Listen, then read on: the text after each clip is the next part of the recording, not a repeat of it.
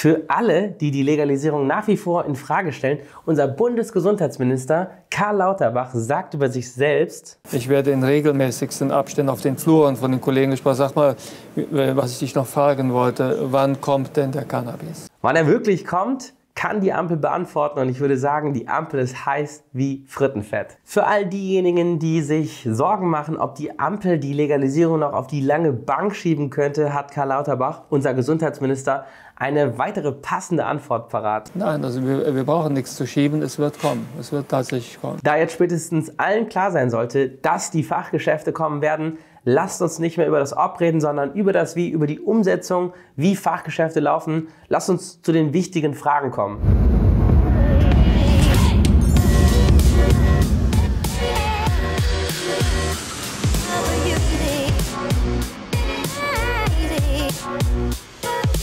Der Uncle Ike Headshop.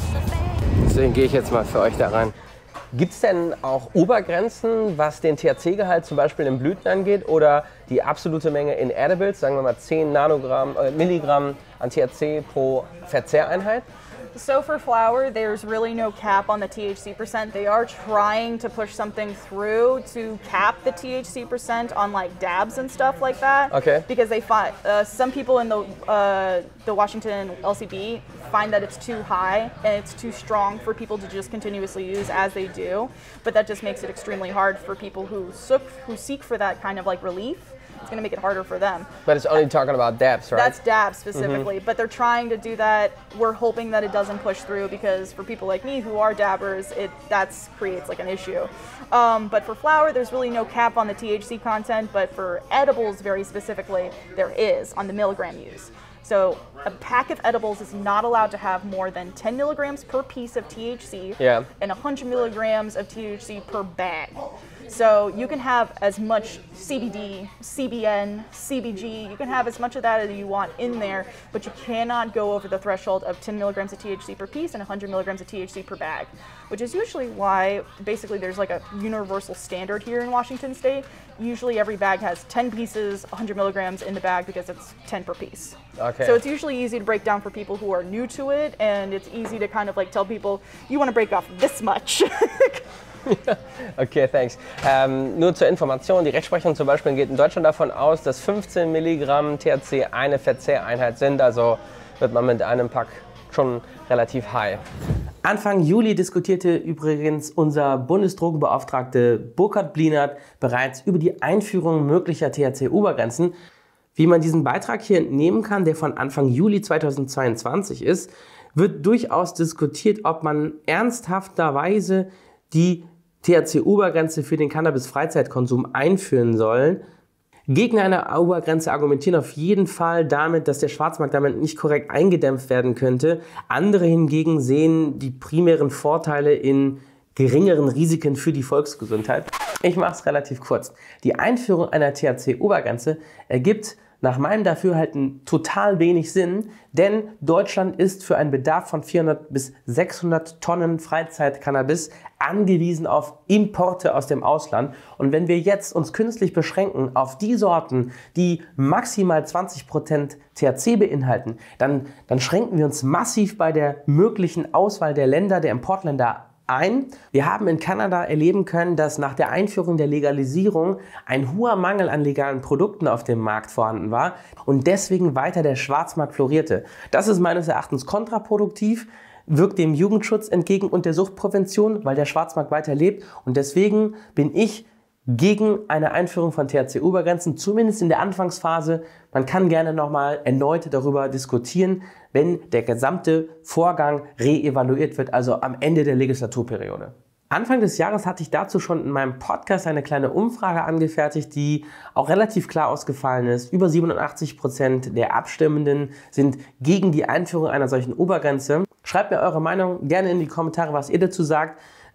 Das ist jetzt eine gesamtgesellschaftliche Debatte, die wir unbedingt führen sollen. Boah, wenn ich jetzt hier alles einkaufe, wie viel darf ich denn eigentlich auf der Straße mitnehmen? So it depends on what you're buying. If it's flour, you can only have 28 grams in a day. 28 grams equals an ounce. If you are having concentrate, which includes dabs, vapes, infused pre-rolls, stuff like that, you can only have 7 grams of concentrate in a day. If you're buying edibles, it's split into 2 types. You can only get 16 ounces weight-wise, not milligram, weight. 16 I don't agree. It's 16 ounces in solid edibles or 72 ounces in fluid edibles, because we have both drinks and solid edibles. But if you go past that weight limit, because we have a few heavy bags here, you won't be able to buy for the rest of the day. Okay.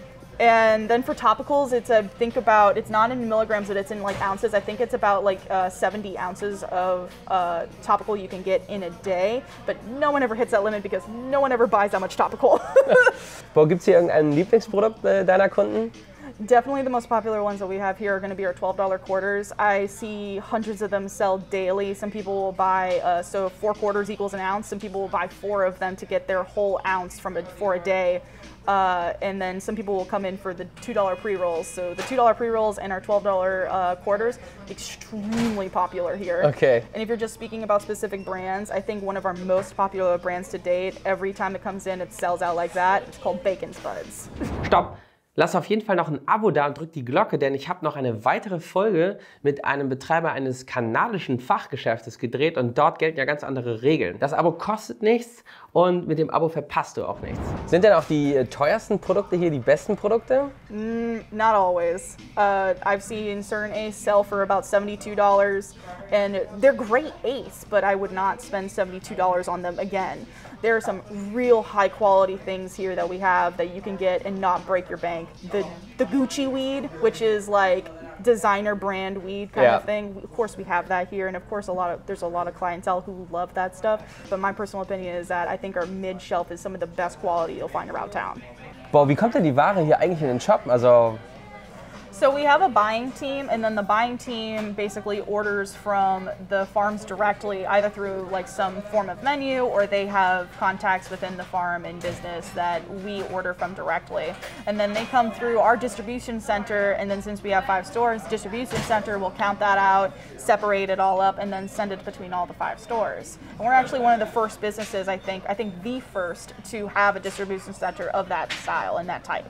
Bo, die Menschen, die hier arbeiten, also die Bartender, falls man das so sagt, haben die eine spezielle Ausbildung oder müssen gewisse Kriterien erfüllen? So there's no formal training besides the training that we give the bartenders. We train them for about like 4 to 5 days before we just kind of like let them loose essentially on the floor. But most people who start and work here already have some prior knowledge of cannabis and how it's consumed and how it's used. So they already have a base knowledge to go off of. Now, if you want to learn more than that, many companies put out like little bartender education kind of videos and kind of sessions and stuff.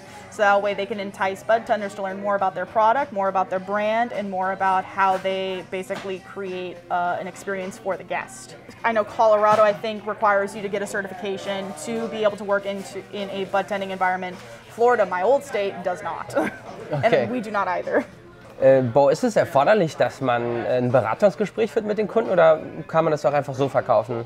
So we don't have to warn anything to the guests. The only thing I usually teach my bartenders to warn about is that if you're a first-time person buying edibles, to just take less than you think you might need. But besides that, we really don't need to warn anybody about anything. The producers are all required to put the warning labels on everything that they produce and they make. And if it's not, we have to send it back to the company to make sure they put all of those warnings on there. So every state kind of has their own version, but you're always going to have the cannabis leaf kind of like marked in yellow, 21 and up, just to warn like you're not allowed to consume this unless you are 21 and up and that it does contain cannabis. And then they always put a little warning on the back. It's always different in size, but it'll always say, maybe habit forming unlawful outside of Washington state. It is illegal to operate a motor vehicle while under the influence. It's got all of that legal kind of jargon. Wie verhält sich das denn, wenn man jetzt diese Produkte konsumiert und dem Fahren eines Kraftfahrzeugs? So it's not allowed, it's obviously illegal, and if you do get caught, like, obviously inebriated and high while driving a vehicle, then you do get a DUI, which is driving under the influence, okay, which is a huge fine and possible jail time for some people, depending on the severity of your situation. But no, it's not allowed at all. And the cops have been trying to figure out a method to be able to test the THC percent in someone, or like how much is in their system. They're not really sure what that limit is in terms of for THC, but they do know what that is for alcohol, and so they're kind of using that science and then trying to figure out how to make like a breathalyzer for cannabis. Okay, it's not yet invented. Not really, but when they say like we're getting there, they've been posting articles about that, so it's been kind of like a warning to everyone, like, hey, they're trying to figure it out, so don't be driving and being high. Okay. Bo, sag mal, jetzt weiß ja jeder, dass es diesen Shop hier gibt, aber könnt ihr auch Werbung machen?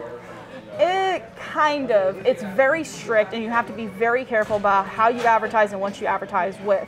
Currently, we've only really run like print advertisements in local magazines and stuff like that, also offering like a discount, but you can't really be posting things in and around certain areas like schools, parks, actually video game arcades, as long as the video game arcade does not have an age limit. If the video game is one of those barcades, then that's okay because it's only 21 and up. But if it's anywhere close to children in any sort of capacity, it is not allowed to be advertised anywhere near there. It's usually about 100 feet, within 100 to 1,000 feet of that area. It's strictly about the brand. It's strictly saying, hey, Uncle Ike's is one of the biggest cannabis stores in Seattle. We have 5 different locations. We have great deals all day. Like, come on and then see. It has to be like vague, but it still has to be like enticing and hello. We can't just have like, get the new M-Fuse twisted disposable. We can't do anything like that unless it's within the vicinity of our store. In the facility itself, you can? Yes. So our TVs constantly change, and they have different advertisement for different things. So that can change, and that can have advertisements because that's also in the shop. Okay. But outside the shop, it's very, very like black and white. They do not allow any sort of nuance, really. Bo, vielen lieben Dank, dass du uns die ganzen Fragen beantwortet hast. Und ja, danke. Yeah, of course. It's our pleasure. We're happy to be able to like show you a little bit of kind of like what we do here. Vielen Dank für eure Zeit und deine Zeit. Yeah. Vielen Dank übrigens an Cannamedical Pharma. Cannamedical Pharma ist Marktführer in Sachen Medizinalcannabis und unterstützt mich ab sofort bei diesen und weiteren Folgen zur Legalisierung. Hört auch gerne mal in den Podcast von Cannamedical Pharma Let's Talk About Cannabis rein. Dort gibt es noch viele weitere spannende Themen zur Legalisierung.